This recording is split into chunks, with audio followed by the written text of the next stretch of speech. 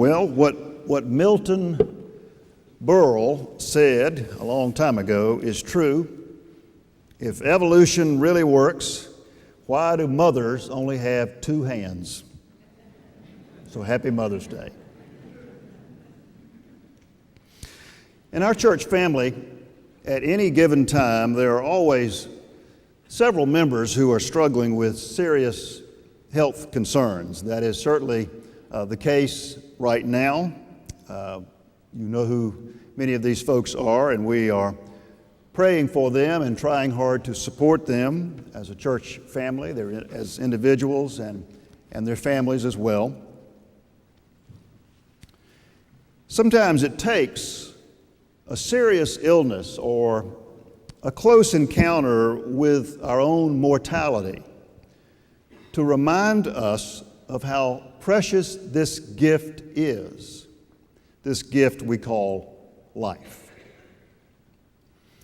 I spoke with Ann Riddle this week, and I gave her a heads up about this and asked her permission to tell this story. When Dr. Dayton Riddle was very seriously ill 7 or 8 years ago, he and I were having a conversation one day, and he was talking about the experience of being very sick. And he said that it taught him to have a much greater and much deeper appreciation for the gift of life itself, and taught him to really cherish each day. To which I responded, Dayton, why is this lesson so difficult for us to learn? Why is it that we so often take life for granted? Why is it difficult for us to maintain a keen awareness of the gift of life itself and to really cherish each day until something happens? And then our very existence is threatened. Dayton responded, as only Dayton would, if you know him, knew him. He said, Baxter, becoming fully aware of how precious life is and learning to appreciate each day is something that we don't internalize. It never really quite sinks in, he said, until we get the willy scared out of us. And when I got sick, Dayton said, I got the willy scared out of me. I've never forgotten his comment. I know that he's right about that. I've heard many other people say that same kind of thing and make that same observation. But I've come to believe that there is another way, that there is another experience that can wake us up to the reality of how precious this gift is we call life. If we're fortunate enough to witness the birth of a baby,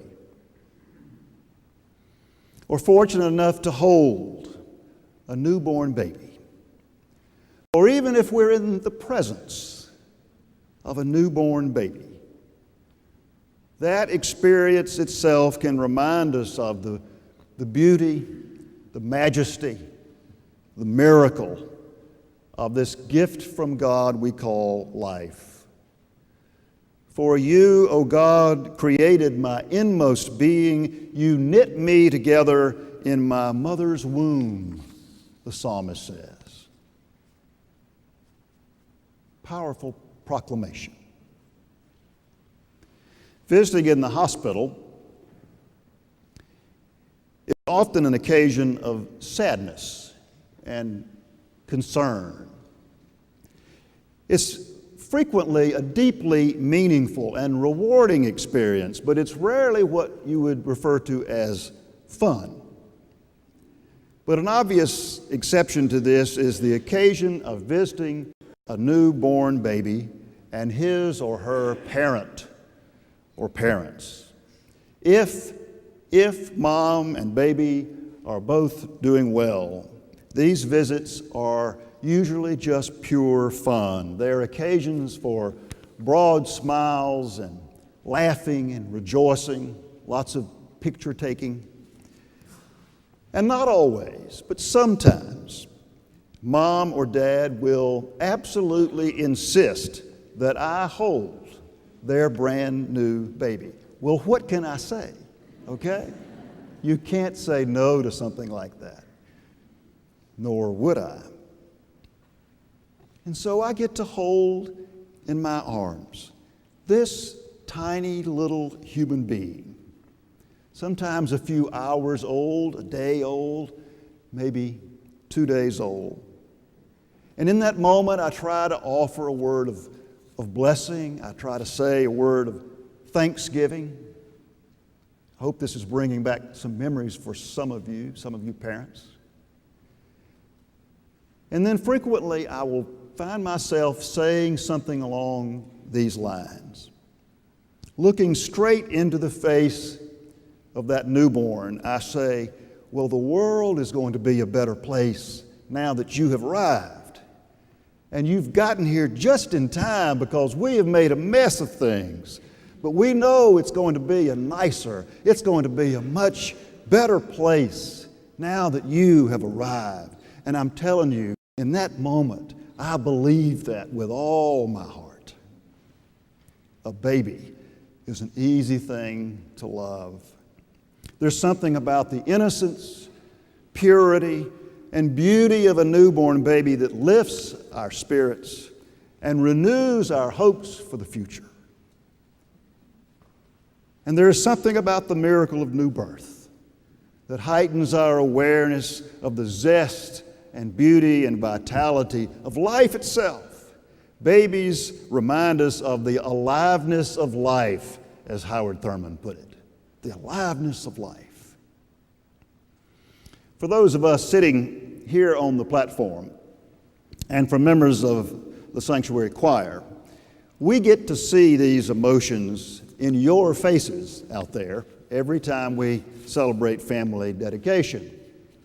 And it is always a time of just sheer unbridled joy. Nothing ever spoken from this pulpit, and I'm sorry, but you know this is true.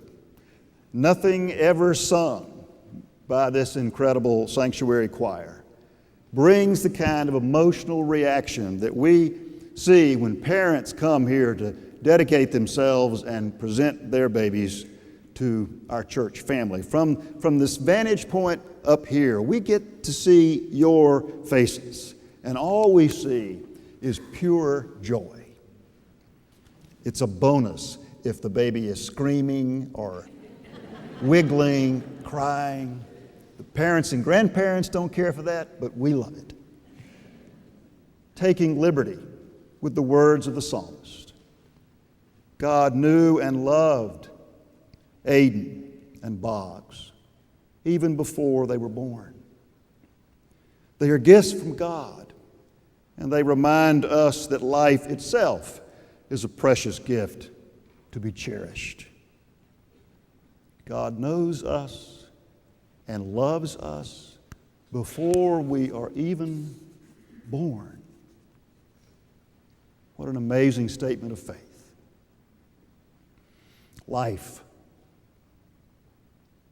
the ultimate gift, precious, fleeting, full of hardship and sadness, but also full of meaning, opportunity, beauty, and hope.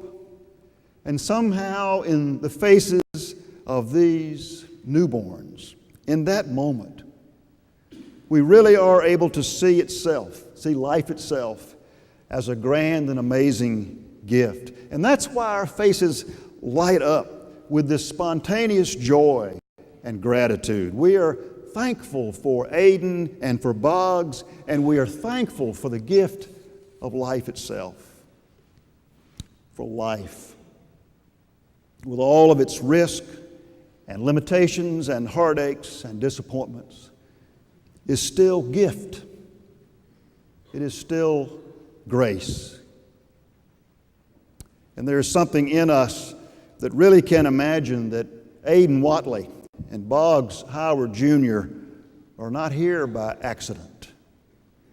And that helps us to muster the faith to imagine that you and I are not here by accident either. Family dedication is a powerful reminder to us of the gift of life. And it is also a reminder that we are linked together. We are connected. Anything and everything we do to strengthen our connections with each other is not only time and energy well spent, it is our calling as a church family. Our well-being is tied to each other. Our joys and our sorrows are tied to each other. This is part of what it means to be a church family. You may have heard this story.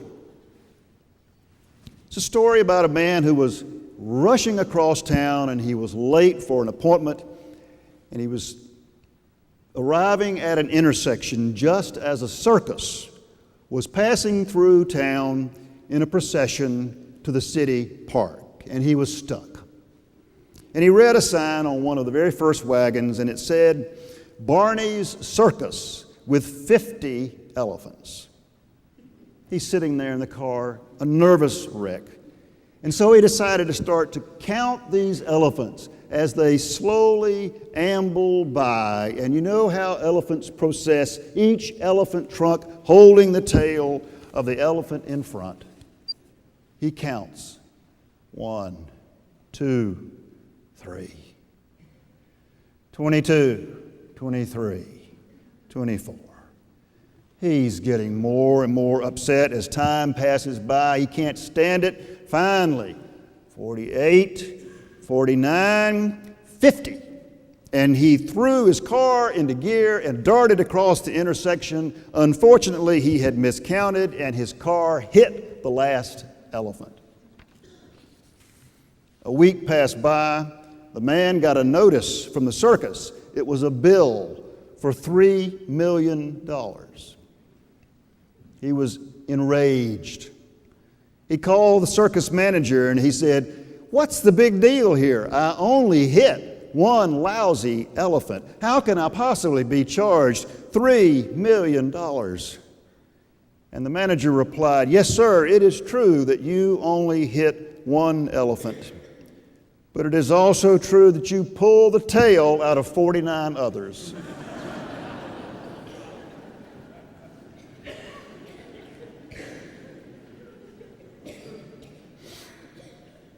That's us. We are connected. We are linked. That's what it looks like. That's what it means to be a church family.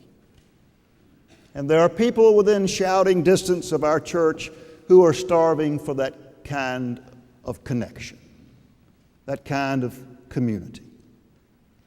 And all across Greenville, all across the upstate, there are individuals and families who are hungry for the kind of community that we share here with each other.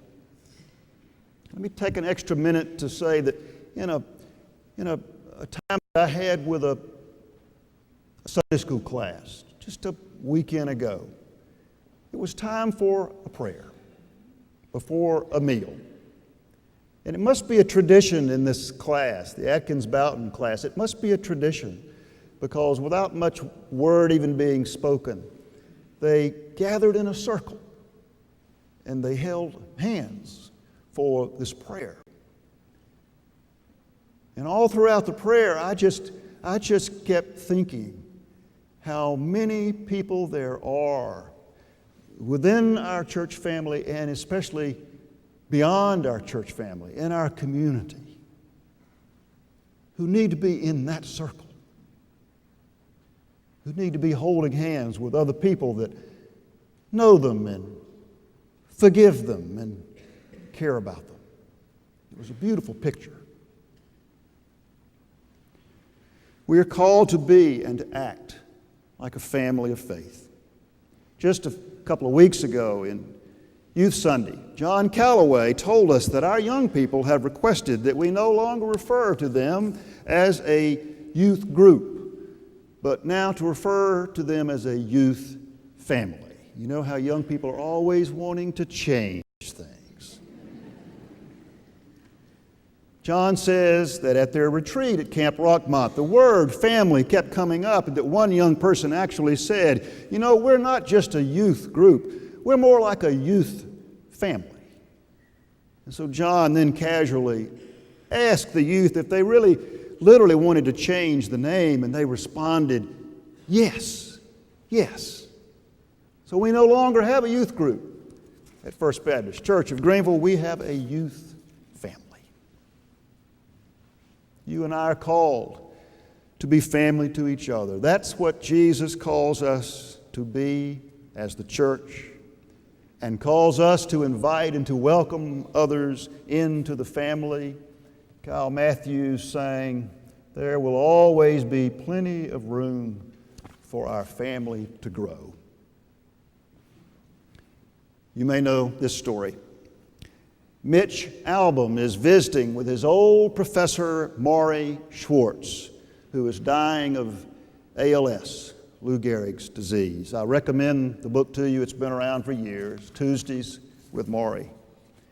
Very near the end of his life, Maury, the old professor, says to his young friend Mitch, he says, "Mitch, in the beginning of life, when we're infants, we need other people if we're going to survive, right?" And Mitch says, "Yes, sir, that's right."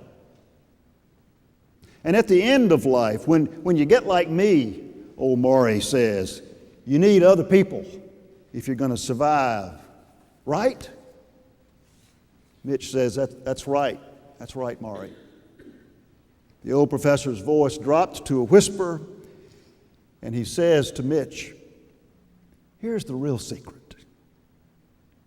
In between those times, we also need each other." Aiden and Boggs need us. Liz and Shane, Miller and Boggs, they need us too. And we need them. We need each other. Our lives are linked together, connected.